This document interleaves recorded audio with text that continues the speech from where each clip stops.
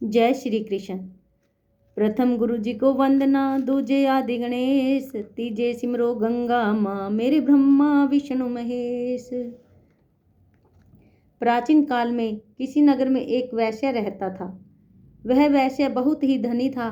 उसे किसी बात का कष्ट न था, परंतु उसके पास विशाल वैभव होते हुए भी कोई संतान न थी, जिसके कारण वह वैश्य हमेशा दुखी रहता था।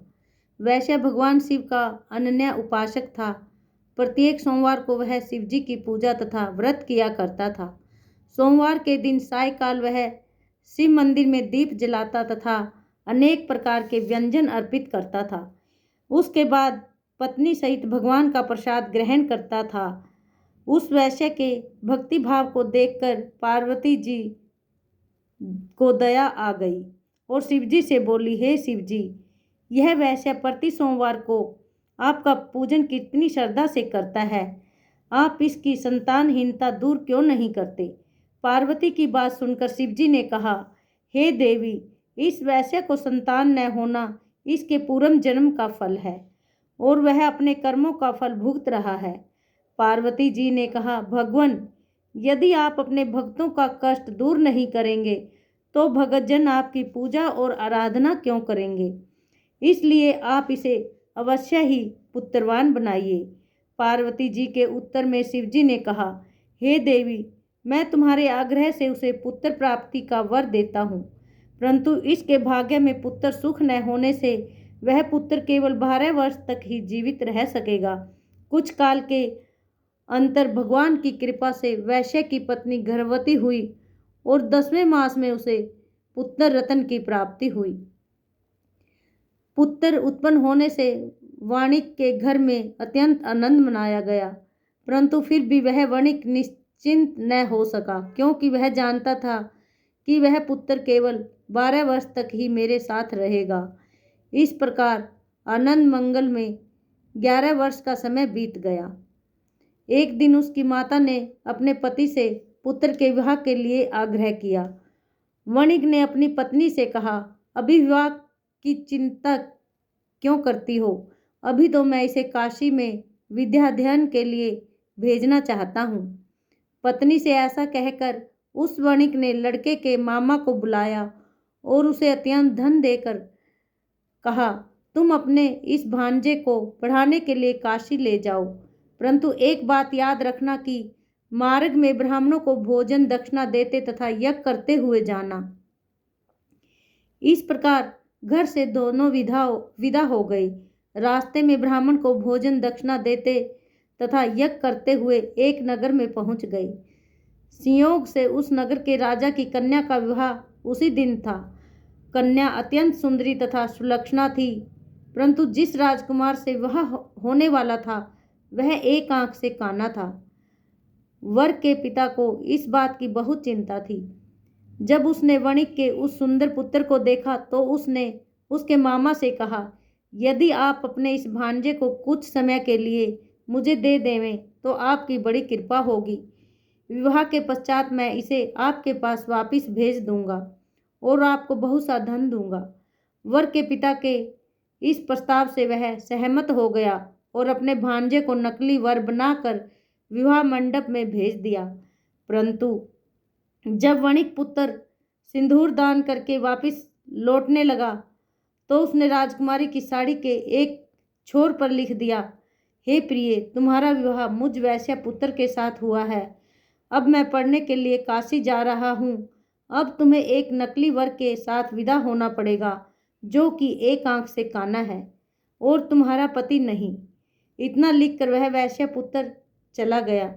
विदाई के समय जब राजकुमारी ने अपनी साड़ी पर वणिक पुत्र द्वारा लिखित बात पढ़ी तो उसने राजकुमार के साथ जाना अस्वीकार कर दिया और उत्तर में कहा, यह मेरा पति नहीं है, मेरा पति तो काशी में पढ़ने गया है। राजकुमारी की बात सुनकर उसके माता पिता सोच में पड़ गए और वर के पिता द्वारा किए गए छल से दुखी हुए और कन्या को विदा नहीं किया। बारात खाली हाथ वापस लौट गई। उधर वे दोनों वणिक काशी पहुंच गए। वहां जाकर वणिक पुत्र विद्याध्ययन तथा उसका मामा यज्ञ संपादन में लगा। इस प्रकार कुछ ही दिनों बाद लड़के के 12 वर्ष पूरे हो गए। उस दिन यज्ञ हो रहा था। लड़के ने अपने मामा से कहा, आज मेरी तबीयत ठीक नहीं है, जान पड़ता है, इसलिए मैं सोने जा रहा हूँ। यह कहकर वह सोने चला गया। थोड़ी देर बाद आकर मामा ने देखा तो अपने भांजे को मृत अवस्था में पाया, जिससे वह बहुत दुखी हुआ। परंतु उधर यज्ञ कार्यक्रम चल रहा था, इसलिए यज्ञ भंग होने के भय से मौन ही रहा। जब यज्ञ की पूर्णाहुति हो गई और सभी ब्राह्मण वहां से चले गए तो वह जोरों से विलाप करने लगा। उसी समय देवयोग से पार्वती के साथ शिवजी उधर से आ निकले। उस विलाप को सुनकर पार्वती जी का मन द्रवित हो उठा और वह शिवजी से बोली, भगवान, आपके वरदान से उत्पन्न बालक मृत हो चुका है, इसका क्या कारण है? शिवजी बोले, हे देवी, यह बालक अपनी पूरी आयु समाप्त कर चुका है और अब मृत्यु को प्राप्त हो गया है। इसमें मैं क्या कर सकता हूँ? पार्वती जी ने कहा, हे शिवजी, आपने जिस प्रकार करके इसे जन्म दिया था उसी प्रकार अनुग्रह करके इसे जीवन की आयु प्रदान कीजिए, नहीं तो वह वैश्य इसके वियोग में अपने प्राण छोड़ देगा। पार्वती जी के आग्रह से शिवजी ने उस बालक को जीवन दान दिया और स्वयं पार्वती सहित शिवलोक चले गए। उधर शिवजी की कृपा का वरदान पाकर वह बालक जी उठा और कुछ दिनों बाद अपने मामा के साथ अपने नगर को प्रस्थान किया। वहां से चलकर पुनः उसी नगर में आया जहां उसका विवाह हुआ था। वहां उसने यज्ञ कराकर ब्राह्मणों को भोजन दक्षिणा दिया। ब्राह्मणों द्वारा राजा को यह सूचना मिली कि काशी से एक वैश्य पुत्र आया है जो ब्राह्मणों को भोजन दक्षिणा दे रहा है। राजा उसे देखने के लिए गया। वहां जब राजा ने प्रत्यक्ष रूप से देखा कि ये मेरा दामाद है तो उसकी खुशी का ठिकाना न रहा। वह उसे आदर पूर्वक अपने महल में ले आया। कुछ दिनों तक आदर भाव करने के बाद अपनी पुत्री को धन देकर विदा किया। वह वणिक पुत्र अपनी पत्नी और मामा के साथ नगर को चला। जब वे लोग घर के समीप पहुंचे तो उसके मामा ने कहा, तुम लोग यहीं रुको, मैं घर जाकर आने की खबर देता हूँ। इधर उस बालक का पिता अपनी पत्नी सहित छत पर बैठा था और अपने मन में संकल्प कर रखा था कि यदि मेरा पुत्र काशी से लौट कर नहीं आएगा तो हम दोनों यहीं से कूद कर अपने प्राण गंवा देंगे। जब लड़के के मामा ने जाकर कहा कि तुम्हारा पुत्र विद्याध्ययन करके अपनी पत्नी के साथ आ रहा है तो माता के आनंद की सीमा न रही। उन लोगों ने अपने पुत्र और पुत्रवधू का स्वागत किया और नियम पूर्वक सोमवार का व्रत रख कर शिवजी की पूजा करने लगे। इस कथा को जो पढ़ते और सुनते हैं वे निश्चय ही सभी कष्टों से मुक्त होकर मनोवांछित फल पाते हैं। बोलिए उमापति महादेव की जय।